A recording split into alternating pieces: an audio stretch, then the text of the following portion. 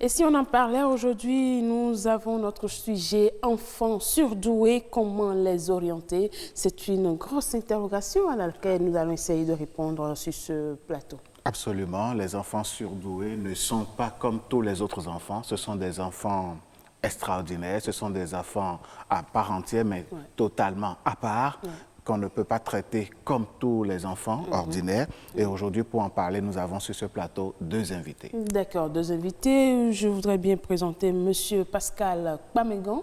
Il est parent de surdoués. Bonjour à vous et bienvenue. Et merci beaucoup. Bonjour, merci madame. d'être avec Bonjour, nous. monsieur. Et avec vous, nous avons Monsieur Bernard Comlan, psychologue. Bonjour et bienvenue à vous également. Bonjour. Et Alain, au téléphone, nous allons tout à l'heure faire la liaison avec notre éducatrice. Eh oui, Madame Sylvie Massim Wali Yolou, elle va nous apporter son point de vue sur la question. D'accord. Alors, déjà pour mener ce débat, non, je vais dire, déjà pour installer cette discussion, je vous reviens à vous, Monsieur Pascal Kpamegan. Dites-nous, comment est-ce que vous avez constaté cette valeur, cette compétence de votre enfant à être surdoué? Je vous remercie. Vous avez parlé de doué, de surdoué. Moi, je ne sais pas si j'ai un enfant doué ou surdoué, mais ce que j'ai constaté, c'est qu'en lui, j'ai découvert certaines valeurs, et comme chez tous les autres d'ailleurs. Et quand je fais le constat, j'essaie de mettre ça, enfin, d'aider l'enfant à réussir dans la vie. Oui, mais qu'est-ce qui fait la spécificité de cet enfant-là, plus que les autres, pour que vous Non, puissiez... pas plus que les autres, parce qu'ils sont pratiquement tous les mêmes. Voyez-vous, d'abord, dès le bas âge, quand vous observez l'enfant, il pousse une certaine curiosité que les enfants plus âgés que lui n'ont pas. Et c'est à partir de là qu'on peut dire, bon, cet enfant-là, il faut essayer d'éveiller en lui. Quelques exemples, quelques gestes de votre enfant qui vous ont permis de détecter très vite que, attention, cet enfant, il est surdoué. Bon, surdoué, d'accord. C'est-à-dire que, voilà un exemple, j'ai une moto CG. Ouais. Et pour mettre la moto en marche, ou c'est le contact électrique, le démarreur, ou bien c'est avec le pied. Oui. Et donc, à 2 ans, ce garçon qui approche la moto et qui se comporte comme si c'était lui qui allait monter sur la moto, s'il ne parvient pas à mettre le doigt sur le démarreur, et donc c'est le pied, et puis il a avec un bruit comme si c'était le moteur qui dit ron, ron, et puis ça fait rire tout le monde. Donc je dis, si c'est le cas, ça veut dire qu'il a des compétences qu'il faut essayer de valoriser. Et l'envoyer vite à l'école, ce serait plus indiqué parce que c'est à l'école qui façonne. Et est-ce que vous avez eu raison de justement déceler très vite ce comportement, lui? Qu'est-ce que ça vous a valu plus tard? Bon, je peux dire que j'ai eu raison parce qu'aujourd'hui à l'école, depuis le CI, c'était un peu difficile. Il a commencé à l'âge de 4 ans. J'ai demandé le concours des enseignants. Et à l'âge de 4 ans, je l'ai mis à l'école. Et en CI, bon, ça n'allait pas tellement. Son premier rang, il était 17e ou 22e par là.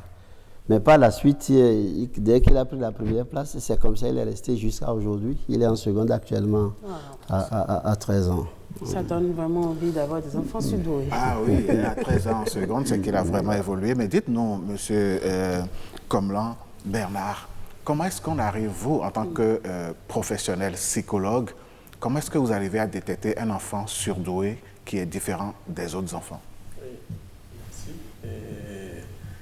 Le parent d'enfant surdoué a déjà donné quelques signes. C'est que l'enfant manifeste des capacités qui sont au-delà de son âge.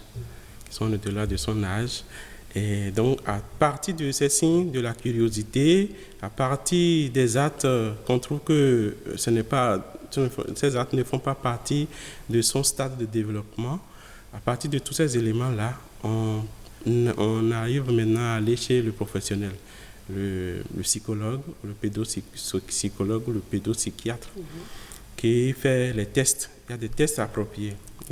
Oui. Il y a le QI, quotient intellectuel, associé à des tests de personnalité. Et en plus, effectivement, on essaie de faire un entretien clinique avec les parents et les environnants, avec si l'enfant fréquente déjà son milieu éducatif aussi, pour pouvoir associer tout. Ce n'est pas le test seul qui décrète que l'enfant est surdoué. Justement, j'ai envie de vous demander quelles sont alors les caractéristiques d'un enfant surdoué. Il a donné quelques exemples. Lui, il a vu comment son enfant a exprimé ce comportement de surdoué. Mais en tant que psychologue, dites-nous quelles sont ces caractéristiques qui peuvent nous amener à reconnaître l'enfant surdoué. Oui. D'abord, si l'enfant manifeste une grande curiosité, il veut comprendre tout, il pose des questions qui dépasse même l'entendement des parents à ce niveau-là. Aussi, il y a un élément qu'il a dit que je voudrais rapidement aborder, c'est quand l'enfant, c'est pas parce que l'enfant est surdoué forcément qu'il travaille en classe. L'enfant peut être surdoué et ne pas travailler en classe. Okay. Parce que, vous voyez, l'environnement permet à l'enfant de développer ses compétences particulières qu'il développe. Donc, si l'environnement n'est pas favorable, l'enfant peut essayer d'inhiber tout, peut faire endormir ses capacités et ne pas vraiment prospérer. D'accord. Donc, heureusement pour ce cas où ils sont allés, où certainement il y a beaucoup d'aide, et puis l'enfant a pu harceler. Sinon, il arrive, ils sont de deux manières des gens. Il y a surtout au Bénin, beaucoup d'enfants qui sont surdoués, mais qui n'ont pas l'accompagnement qu'il faut. Justement, quand vous parlez d'accompagnement, quel est le type d'encadrement et d'accompagnement qu'il faut mettre en place pour ces enfants-là? Oui, que ce soit au niveau de l'école comme au niveau des parents, ce qu'il faut, c'est être bienveillant, être patient et écouter l'enfant et essayer de répondre aux besoins psychologiques fondamentaux. Je voudrais parler de l'enfant. Cet enfant-là essaie de manifester sa compétence d'une manière ou d'une autre, même si ce n'est pas conscient. Essaie de manifester son autonomie. Donc, il faut nourrir ces besoins-là, besoin de compétences, besoin d'autonomie, besoin d'appartenance sociale. Si les parents arrivent, à travers les réactions, les actes, à nourrir ces besoins, je vous assure, l'enfant pourra bien grandir avec sa particularité. Alors, je rappelle que vous êtes aussi un consultant en stratégie éducative, et ça m'amène à vous demander, est-ce que toutes les fois, ces enfants surdoués, est-ce que ce comportement va à leur avantage ou alors ça peut mal servir à cet enfant? Si, ça peut mal servir. Nous avons dit tout à l'heure, quand l'enfant manifeste des qualités particulières, déjà, l'enfant même s'étonne du fait qu'il arrive à voir les choses clairement, mais que les autres ne voient pas. Et ça le met déjà en déphasage avec son environnement. Avec d'abord ses camarades. Okay. Ça veut dire que ses camarades commencent par le voir à part. Et là, même s'il est dans le groupe, il se sent isolé. Il se sent isolé, il se sent seul dans le groupe. Vous voyez un peu. Donc, ces éléments-là peuvent permettre à l'enfant de ne pas vraiment développer ses compétences. C'est sa particularité, en fait. Okay. Donc, il peut souffrir. Cet enfant peut souffrir énormément. Et cet enfant, ce sont des enfants qui n'aiment pas l'injustice, par exemple. Quand vous avez dit que nous allons faire des choses de telle manière, et quand vous changez, il n'accepte pas ça. Et je pense que le parent va nous dire qu'il remarque cela au niveau de son enfant. D'accord, mais puisqu'il est avec nous sur ce plateau, Alain, j'ai bien envie qu'on lui demande. Absolument. Ouais. Mais avant ça, je vous ai dit que je ne sais pas s'il est doué ou surdoué. Vous venez de constater que lui, il dit que lorsque vous constatez que les enfants ont des avances sur des autres de leur âge, et ça veut dire qu'on peut déjà penser qu'ils sont doués ou surdoués. Il faut rencontrer un psychologue ou tout ça là. Ouais. C'est important ce qu'il dit. Parce qu'il y a des enfants comme ça, mais les parents ne savent pas qu'il faut se comporter comme ça, comme moi. Ah, ok. Oui, parce que si je l'avais su, j'aurais fait comme il est en train de dire. Okay. J'aurais rencontré un psychologue ou chose là pour demander le coefficient intellectuel. L'enfant n'a pas bénéficié d'un accompagnement. Non, non, en fait, moi, j'aime ma façon. Moi, ce que je fais pour l'enfant, c'est ce qu'on a fait pour moi. D'accord. C'est ce qu'on a fait pour moi parce qu'il faut préparer l'enfant à la vie. Et si l'enfant à cet âge a déjà ses comportements, très tôt, il faut faire de lui pas seulement un adulte, mais aussi un homme. C'est ça le problème. Et qu'est-ce que vous avez? Vous pouvez partager avec nous, hein? Oui, moi, il faut créer un cadre, comme il a dit, un cadre qui puisse permettre à l'enfant de s'épanouir, voyez, qui se sente sécurisé, qui se sente accueilli par les parents. C'est important. Il a aussi dit une chose que j'ai appréciée parce qu'en 6e, quand mon petit vient à la maison, il dit, il m'appelle Paco à la maison, hein, Paco, je viens de prendre mon 3e vin. Paco, je viens de prendre mon 6e vin. Et un jour, il est venu, il dit, mais les gens m'appellent sorcier à la maison, il n'est pas content. Voilà, donc, il n'est pas content, et parce que pour lui, le sorcier, vous voyez, quand on dit sorcier, c'est ce qu'on a dans lui, il est en avance sur les autres. Les autres s'étonnent qu'il passe tout son temps à ramasser tous les vins. Et chaque fois, et dans toutes les matières. Dit le héros. Voyez-vous, dans presque toutes les matières.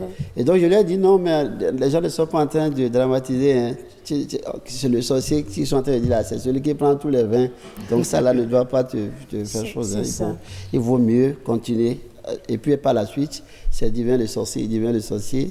Et j'ai fini par rencontrer son chef de l'école pour qu'on intervienne parce que chaque fois qu'on va répéter ça peut avoir un impact négatif sur lui. Et justement, on va parler... Oui, allez-y. Mais pour qu'il réussisse, j'ai dû lui trouver un cadre d'études et tout ce dont il a besoin. Pour les fournitures scolaires, il ne doit pas s'en plaindre. Il ne faut pas qu'il se plaigne des fournitures scolaires. C'est-à-dire qu'il faut mettre à sa disposition la matière dont il a besoin pour évoluer. Et ajouter la documentation. Parce que quand c'est un enfant curieux, il n'y a pas que ce que l'enseignant donne à l'école. C'est juste une petite partie, le nécessaire que l'enseignant donne. Il lui faut un complément. Vous savez, le monde dans lequel nous vivons aujourd'hui, il faut que l'enfant qu'il soit excellent, qu'il soit accepté qu'il soit accepté par la société.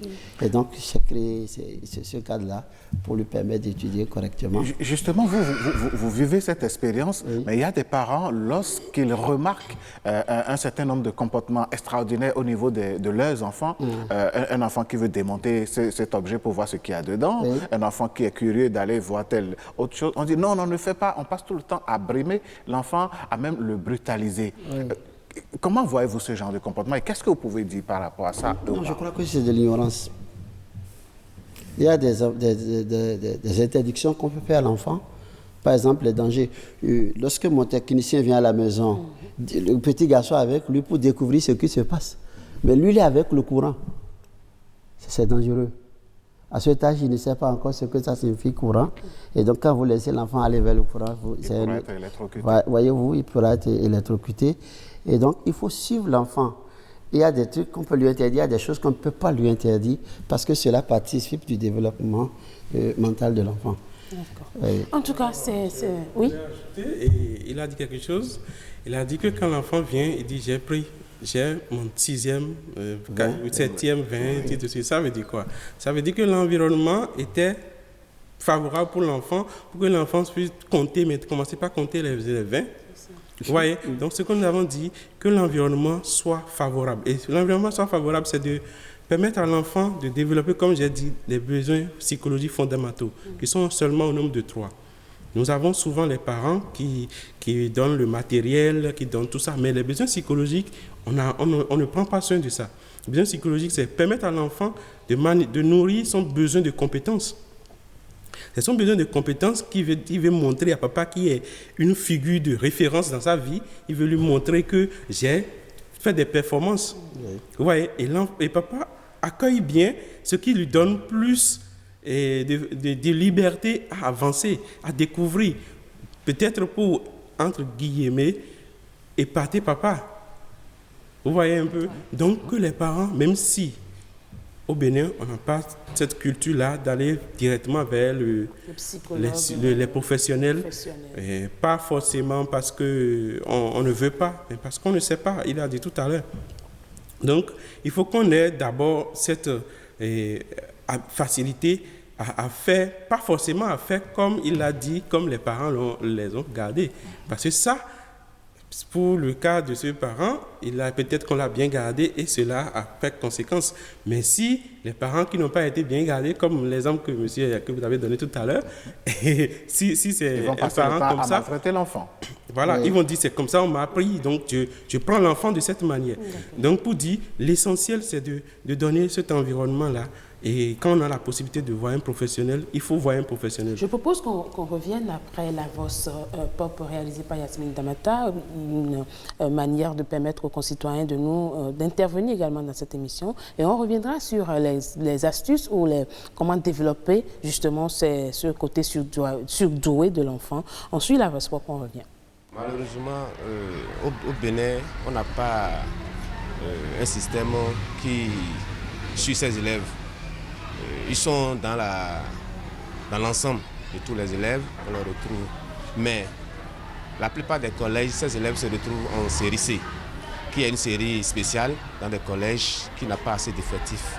Et vu les conditions dans lesquelles les élèves de cette série travaillent, on peut dire qu'ils sont traités aussi de manière particulière parce qu'ils ne sont pas nombreux dans les classes et les professeurs sont attentifs à ce qu'ils font. Donc, d'une manière ou d'une autre, on peut dire qu'on les traite de manière spéciale, mais pas officiellement en tant que tel. Je suis dans le système éducatif et il nous arrive de rencontrer des enfants surdoués. Lorsque nous constatons que leur capacité intellectuelle dépasse largement la normale comparée à leurs pairs. C'est des enfants qui ont la facilité à s'adapter aux circonstances. C'est des enfants qui assimilent très vite pendant que les autres sont là à poser des questions. Eux, ils ont déjà compris et puis ils font les choses. Même leur expression, c'est terrible. Donc, des enfants surdoués, il y en a au Bénin. L'accompagner, c'est de leur donner un cadre qui leur permettrait de mieux exploiter ce qu'ils ont de particulier que les autres enfants ordinaires.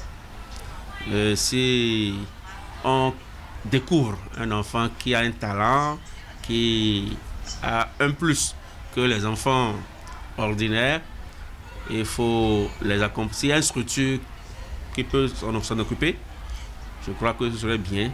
Lorsqu'on dit enfant surdoué, c'est un enfant dont le niveau est au-dessus du niveau de la classe. Des fois, cet enfant-là risque de s'ennuyer.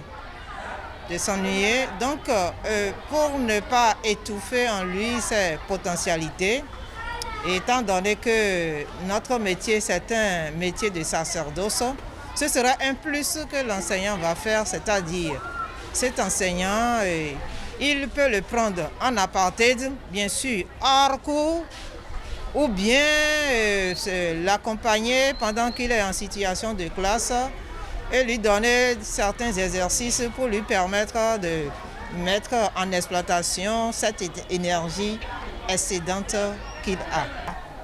Ces enfants-là, comme il y en a, on en rencontre, on peut les sortir de ce cadre-là. Parce qu'il se fait que, comme eux, ils sont surdoués, si l'enseignant ne fait pas attention, il risque de juger les autres négativement par rapport à ces enfants. Et ça crée le complexe parfois. Donc, selon moi, ces enfants-là doivent être sortis du cadre pour être mieux suivis. C'est-à-dire, on leur trouve des enseignants, on les met dans le cadre de surdoués, où ils ont beaucoup plus de facilité à évoluer dans la compétition. Et on leur trouve des enseignants qui les suivent. Bon, malheureusement, ce n'est pas le cas chez nous ici au Bénin.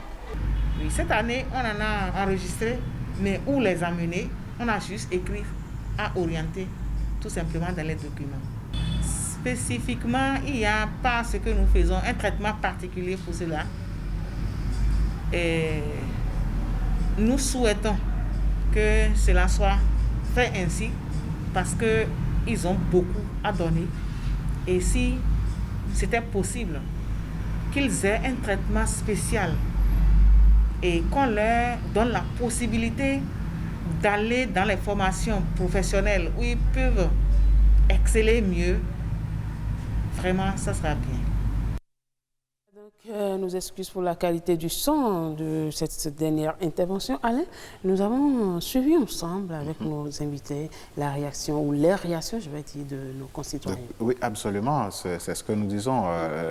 Le phénomène se note dans notre pays et dans les écoles. On rencontre ces genres d'enfants, comme l'ont dit certains enseignants. Alors, monsieur Comlan, dites-nous, quelle est votre réaction par rapport aux interventions de nos compatriotes? Oui, la dernière intervention, par exemple, elle dit qu'il n'y a pas un traitement particulier. Déjà, ça veut dire que nous connaissons notre pays. On n'est pas encore arrivé à ce niveau où il y a une structure ou quelque chose pour accompagner. Ce n'est pas forcément une structure à part. Et moi, personnellement, je ne suis même pas pour le fait qu'on regroupe les surdoués à part et qu'on leur donne une éducation. Non, je ne suis pas pour cette manière de faire. Et ce que je propose, ce que je pense, c'est que il faut laisser les enfants dans ses pairs, parce que il faut aussi le développement de l'intelligence sociale. Absolument. L'intelligence sociale. Donc il faut, quand il va finir, il ne va pas travailler seulement avec les surdoués, il va travailler avec tout le monde, ainsi de suite. Donc il faut que dans le milieu, dans l'école, qu'il y ait, je remarque que vous avez bien respecté ça dans cette émission. Vous avez appelé un parent, vous avez appelé un psychologue, vous êtes en train vous avez dit qu'il y a une éducatrice. Bien sûr. C'est ça. Il faut ces éléments-là dans les écoles. L'équipe pédagogique doit être constituée de parents d'élèves, de psychologues, d'éducateurs spécialisés. Okay. Et nous n'avons pas au Bénin. Donc c'est cette équipe-là le psychologue scolaire, c'est lui qui dépiste avec les éléments qu'il a, en entretien, en collaboration avec les enseignants et les parents. Il arrive à détecter que cet enfant est surdoué. Et cet enfant est surdoué, voilà ce qu'on va faire avec lui. On l'accompagne de cette manière. On va prendre la réaction de monsieur, du parent que nous avons avec nous. Monsieur Pamegan. Monsieur Pamegan, merci. Alors, monsieur Pamegan, que pensez-vous des réactions de nos compatriotes que nous avons suivis? J'ai apprécié les collègues qui viennent de s'exprimer. Vous avez constaté que tous parlent de structure pour accueillir ces apprenants-là. Peut-être pour les façonner beaucoup plus et que l'État gagne. Parce qu'en réalité, l'enfant qui naît des parents, il appartient à l'État. Et l'État doit pouvoir investir dans les enfants. Et quand vous investissez, il faut gagner. Mais on investit là où on est plus sûr. Et si vous avez des surdoués, il vaut mieux s'attaquer à ces surdoués. C'est vrai qu'au départ, on peut les laisser travailler dans le grand groupe, mais après, on peut les récupérer. Mais je dis, si l'État ne comprend pas, il faut que les parents comprennent. Parce que, voilà des enfants qui, tout petits, sont dans une certaine naïveté, ils vivent dans une certaine naïveté. Et puis, à partir d'un certain âge, de la tranche dans l'adolescence, eh bien, ils font des compagnies. Et ça peut aller au dérapage. De toute façon, on va revenir à vos réactions tout à l'heure. Marchais, je vous laisse aller en contact. Il y a un chat qui vous dérange dans la gorge là. Ça ira. C'est un gros chat, justement, vous l'avez si bien annoncé. Nous sommes en train d'essayer d'établir la liaison avec notre éducatrice spécialisée. Elle est déjà au bout de la ligne téléphonique. Oui, bonjour madame Sylvie Massimewali Yolou, comment allez-vous? Oui, très bien, chez vous. Alors, vous êtes éducatrice spécialisée dans l'orientation des enfants. Aujourd'hui, nous parlons du cas des enfants surdoués, justement, comment les orienter. Et j'ai envie de vous demander, comment est-ce qu'on peut accueillir ces cas d'enfants surdoués? Merci, je vous remercie, madame. Alors, comment on peut accueillir ces enfants? Oui. Et ces enfants surdoués qui ne courent pas les rues, comme je l'ai dit, ont certaines caractéristiques qui font qu'il est difficile de les traiter exactement comme les autres. D'accord. Alors c'est pourquoi leur accueil doit être fait en tenant compte de leur précocité dans la manière de gérer leur situation à l'école. Voilà, donc il faut les accueillir avec tact. Il faut les prendre comme des gens déjà responsables, même quoi qu'ils soient encore adolescents. Ils veulent bien que qu'on les traite, qu'on les accueille, qu'on les accepte comme des gens qui dépassent l'âge qu'ils ont véritablement. D'accord. Avec notre psychologue sur ce plateau, on a déjà essayé de faire le tour des caractéristiques de ces enfants surdoués, mais je voudrais bien savoir, est-ce que ces enfants surdoués ont droit à une éducation particulière? Est-ce que la façon dont on doit éduquer, orienter ces enfants a des traits ou bien des étapes à suivre pour qu'on puisse les aider à capitaliser leur énergie? Effectivement, nous avons ce devoir d'orienter ces enfants-là pour leur permettre de mieux s'exprimer et de mieux rendre ce qu'ils savent, ce que Dieu leur a donné déjà comme un plus par rapport aux autres. Oui. Mais le problème est que avec nos partenaires, on est avec certains partenaires, par exemple comme les PASD. On ne va pas citer de nom d'institutions ou de partenaires. On veut juste savoir comment est-ce qu'il faut, vous êtes éducatrice, comment est-ce qu'il faut sur le terrain orienter ces enfants pour qu'ils puissent bénéficier ou bien qu'ils puissent jouir de toutes ces compétences dont ils... Et en réalité, ce qu'il faut, c'est qu'il faut leur accorder la possibilité de faire autre chose que ce qu'ils font déjà. Oui. Parce qu'ils sont pleins de connaissances, pleins de ressources, et il faut donc leur permettre de connaître, de faire autre chose. Donc, on identifie ce dans quoi les enfants sont déjà, ont déjà qu'on appelle ça, des aptitudes, des connaissances, parallèles, et on les oriente dans ce sens-là. Par exemple, si c'est des enfants qui ont besoin d'un travail et qui nécessite, n'est-ce pas, et par exemple l'informatique, par exemple le génie civil, les dessins, etc. Donc on les oriente. Normalement, nous avons envie de les orienter, n'est-ce pas, vers le BTP par exemple, n'est-ce pas, même s'ils font déjà les cours normaux que nous leur donnons. Donc, vous êtes en train de... J'ai bien envie de poser une question à Mme Baquet. Mme Baquet, dites-nous, est-ce qu'à côté des autres enfants que je dirais ordinaires, les enfants ordinaires en face des enfants surdoués, est-ce que ceux-là sont, les enfants ordinaires, je vais dire, passent pour des tarés? Parce que certains enseignants tombent dans ce piège-là. En tant qu'éducatrice, quels pourraient être vos conseils à l'endroit de ces éducateurs, de ces enseignants? Non, mais nous, ces enseignants qui pensent que nos enfants surdoués pourraient être parrains pour les autres, je crois que c'est une bonne chose. Moi, je ne trouve pas ça mal. Et c'est ce que les gens souhaitent, puisque dans leur classe, ils proposent que ces enfants surdoués, n'est-ce pas, aident les autres qui ne voient rien pratiquement. Donc, c'est ça qui est important pour nous. Quand on trouve ce genre de situation, nous, on profite de la situation. Oui, mais Madame Baquet, également. Madame Baquet, oui. Est-ce que vous ne voyez pas qu'il y a un risque de faire passer les autres enfants comme des tarés? Non, c'est vrai, on ne les passe pas pour des tarés. Mais eux-mêmes, ils savent, puisqu'ils sont ensemble dans la classe, ils savent qu'il y a d'autres qui réussissent mieux, et pourquoi pas eux? Donc, on les associe, parce que ici, dans l'éducation, normalement, le parrainage existe. Donc, c'est une méthode d'enseignement également. Okay. Oui, une méthode d'enseignement. C'est-à-dire les mettre ensemble pour que d'autres puissent aller exceller comme ceux-là. D'accord. C'est des guides normalement pour les autres. C'est ça. Et ils ne trouvent pas, en tout cas les enfants ne trouvent pas d'inconvénient à ça. D'accord. Pour ce que nous savons. D'accord. Donc, en résumé, ces enfants surdoués doivent être traités plus ou moins de la même manière que les autres enfants, mais avec beaucoup plus d'attention. C'est ça. D'accord. Merci beaucoup à vous, Madame Sylvie Massimewali Yolou. Vous êtes éducatrice, mais vous êtes aussi censeur dans l'établissement de la place. Oui.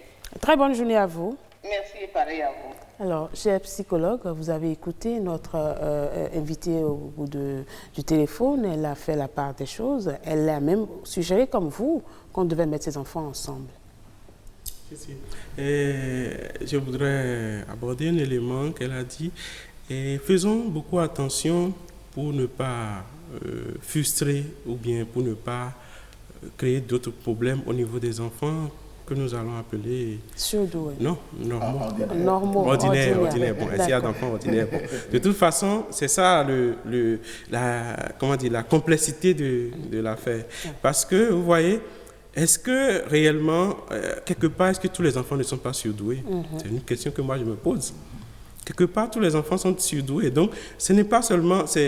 C'est plus considérer tous les enfants dans leur domaine de compétences. Donc, l'environnement est là et favorise que chaque enfant puisse développer ce qui l'intéresse. Et vous allez voir, quand le parent parlait, il dit qu'on a mis tout à sa disposition. Et que ce tout à sa disposition ne soit pas que à lui seul, sinon les autres enfants qui n'ont pas manifesté ces capacités dès le bas âge, on pourrait être frustrés par exemple. Et ça va créer des problèmes dans toute leur vie. Donc, que l'environnement soit favorable pour que chaque enfant puisse toucher à tout pour se découvrir lui-même. Et quand il se découvre, maintenant, on l'accompagne dans ce sens-là.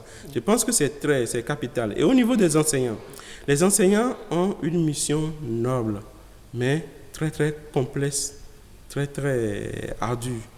Donc, l'enseignant doit essayer de regarder tous les enfants d'un même regard, avoir un même regard sur les enfants pour que chaque enfant puisse se sentir intégré, accueilli dans la bienveillance. Puisse se sentir accueilli dans la bienveillance. Parce que si l'enfant sait qu'il est accueilli de façon bienveillante, cet enfant-là pourra mieux s'exprimer. Et on pourra voir, oui, lui, il est compétent dans tel domaine, voilà comment on va l'accompagner, ainsi de suite. Pour la classe où nous avons un enfant surdoué, comment il faut faire pour que l'enfant ne soit pas ennuyé et peut-être, vous savez que beaucoup d'enfants surdoués ont abandonné les classes. Ah oui? Beaucoup d'enfants surdoués parce qu'on n'a pas pu, et ils ne se sont pas fait comprendre, on ne les a pas compris, alors du coup ils ont abandonné les classes parce qu'on a dit qu'ils ne travaillent pas, parce que effectivement l'environnement ne leur a pas permis d'exploiter, de s'extérioriser, ce qui a fait qu'ils n'ont pas peut-être les résultats qu'il faut et on les a abandonnés. Donc ce qui est intéressant, il faut d'abord qu'on découvre là où ils excellent et les accompagner dans ce domaine-là pour qu'ils puissent... On va écouter Monsieur Pascal Pamégan. Moi, j'ai apprécié l'intervention de madame tout à l'heure. Mais lorsqu'on parle d'enfants tarés, en fait, je ne trouve pas d'enfants tarés. Si on remonte dans l'histoire, vous voyez, c'est ceux qu'on a traités de cancre, c'est eux qui ont réussi les grands aujourd'hui. Donc, moi, je pense que un enfant surdoué, pour la maison et pour l'école, c'est une chance. Pour l'école, un enseignant qui a un surdoué dans sa classe, il a gagné. Il faut développer dans cet enfant-là le sens du partage. Vous voyez? Pour que les autres puissent... oui, justement. Et l'école a prévu ça. Dans la méthodologie actuelle, quand vous mettez les enfants en groupe, ils échangent entre eux. Ouais. C'est déjà bon. Mais il y en a qui sont réservés, bien que l'enseignant fasse tout ce dont il doit faire chose pour permettre à cet enfant-là de partager avec les autres. Il y en a qui sont réservés et on doit pouvoir faire appel aux parents pour lui dire, votre enfant a telle compétence, aidez-nous à... Et l'enfant, le parent l'accompagne. Et pour accompagner cet enfant, il faut créer les conditions, comme je l'ai dit. Et donc, mais est-ce que dehors de l'école, vous avez orienté votre enfant vers d'autres activités? Je n'ai pas fait, mais l'école a fait. Ah oui, expliquez-nous. Oui, l'école a fait. Et il y a des ONG qui viennent dans le collège pour voir les élèves qui ont une certaine moyenne. Les brillants, comme on dit. Les brillants. Ouais. Donc, ils sont pris et ils ont des bourses de formation en informatique. Et donc, lui, il a déjà fait 2 ou 3 fois 2 années d'informatique avec les gens. Et ce qui est intéressant dans ça, c'est qu'ils font même des rapports de fin de formation. Ils soutiennent. Et donc, les parents viennent pour voir les enfants soutenir en informatique. C'est intéressant. Je pense que cette façon de faire rentre en droite ligne de la politique du gouvernement qui veut créer des classes sportives, des classes culturelles, par exemple, pour accompagner les enfants à l'éclosion donc de ces talents-là. Oui, c'est bien ça. Parce qu'il y a des valeurs qui sommeillent en eux. Et il faut essayer de faire ça. Et justement, parlant de l'État central, hein, je reviens à vous, monsieur le psychologue. Est-ce que vous pensez qu'il faut, dans chaque école, créer des structures, créer des cadres pour permettre à ces enfants, en dehors de l'école, c'est-à-dire des cours normaux qu'ils reçoivent, d'être encadrés autrement qu'un simple élève? Oui. Je pense que déjà ce que Alain a dit par rapport à ce qui est en train d'être mis en place par le gouvernement, c'est très louable. Il faut qu'on ait tout ce qu'il faut. Vous savez qu'on parle d'intelligence multiple au niveau de l'homme. Donc quand tout, la musique, la technique, tout est là, surtout dans le primaire, tout est là, l'enfant peut rapidement se découvrir lui-même. En fait, l'enfant même se découvre, être capable, être compétent dans un domaine donné. Et c'est maintenant là qu'on l'accompagne dans ce domaine-là. Donc c'est quelque chose qui est très louable, il faut qu'on puisse le faire. Maintenant, si on ne le fait pas à l'école, que les parents puissent le faire, comme il a dit, que les parents puissent le faire, les parents puissent voir, sortir avec l'enfant, aller dans les lieux où il peut découvrir d'autres choses, il peut voir, et en ce moment-là, l'enfant pourra naturellement aller vers ce qui l'intéresse. Oui, mais il y a un piège là. Moi, je voudrais savoir, monsieur Comlan, vous savez que parfois les enfants sont un peu manipulateurs. Un enfant qui apprend que le professeur ou bien les gens disent il faut nous laisser jouer, on peut faire la musique, on peut faire le foot, on peut faire ci. Il se cramponne rien qu'au sport. Pendant toute la semaine, il joue. Le week-end, il passe son temps à jouer dans les rues et délaisse les cahiers de cours. Est-ce qu'il n'y a pas une sorte de manipulation qu'il faut peut-être déceler là et faire attention avec cet enfant? Vous voyez, ce que moi je dis souvent, nous n'apprenons pas l'exemple. Les enfants nous imitent. Alors, ça, c'est un problème au niveau des parents même. Et vous allez m'excuser, quand les parents sont rythmés, vous voyez, vous avez une heure pour manger, vous avez une heure pour vous lever, vous avez une heure pour faire tant, pour faire tel. S'il y a un agenda clair que tout le monde respecte dans la maison, je vous assure, on ne veut pas dire tel enfant fait ceci plus que ce qu'il faut faire. Donc, dès le départ, l'enfant sait que il est l'heure pour... Lui-même va vous rappeler ça. Si vous avez mis le dispositif en place dès son enfance, lui-même, quand il est l'heure pour manger, il va vous dire, mais il est l'heure pour manger. Quand il est l'heure pour aller au lit, il vous dira qu'il est l'heure pour aller au lit. Donc, que les parents même sachent que être parent, c'est une mission, c'est une fonction qu'il faut vraiment s'adonner à ça. Donc, il faut être d'abord soi-même rythmé pour que l'enfant puisse rester dans le rythme. D'accord, pour finir avec vous, avant de laisser la parole à M. Pascal Kwamegan, je voudrais savoir, puisque quand on parle d'éducation, il y a 3 aspects. Il y a l'école, il y a la maison, mais il y a l'environnement, il y a la société. Quel est le rôle donc de l'environnement, de la société, dans l'accompagnement de ces enfants pour qu'ils puissent bénéficier réellement de cette capacité ou de cette aptitude à dépasser les autres? Quand on parle de la société, vous voulez parler des camarades, les réseaux sociaux, les voisins. M. Kwamegan nous disait déjà que les camarades traitaient son enfant de sorcier. Oui, bon, vous voyez, je pense que le parent n'a pas le contrôle vraiment sur la société, sur ses camarades, non. Mais les parents, ils ont le contrôle sur leur enfant. Ça veut dire quoi? Ça veut dire qu'il faut essayer de créer une relation vivante avec l'enfant pour que l'enfant puisse, ce qu'il découvre à la maison, puisse partager avec vous. Et c'est en ce moment que vous pouvez agir sur lui. Si vous n'avez pas cette relation vivante avec l'enfant, c'est sûr que la société prendra le pas, les camarades prendront le pas, les réseaux sociaux prendront le pas dessus. Donc que les parents sachent comment s'organiser pour que de temps en temps, l'enfant qui est curieux demande à comprendre telle chose et découvre la chose dehors, vient encore pour dire, mais maman, tu m'as dit tant. Voilà que tel camarade a dit que ses parents, ils ont fait de telle manière. Et tu pourras lui dire, pour qu'il ne soit pas déçu. Il faut instaurer le dialogue. Il faut instaurer le dialogue, il faut faire une relation vivante. C'est ça, j'appelle une relation vivante. D'accord. Monsieur Pascal Kwamegan, parent d'enfants surdoués. Oui, voyez-vous, c'est difficile, le rôle de parent dans l'éducation d'un enfant. La première des choses, là, c'est les valeurs morales qu'il faut inculquer à l'enfant. Et dans les valeurs morales, vous avez le respect. D'accord? Si l'enfant déjà peut prendre en considération ce premier point des valeurs morales. Il peut déjà savoir choisir ses camarades. Bon, parce que qui s'assemble se ressemble. Si il est bien éduqué, il va faire compagnie avec des enfants bien éduqués, mais ça peut arriver qu'il fasse compagnie avec des enfants mal éduqués, aux parents de veiller au grain.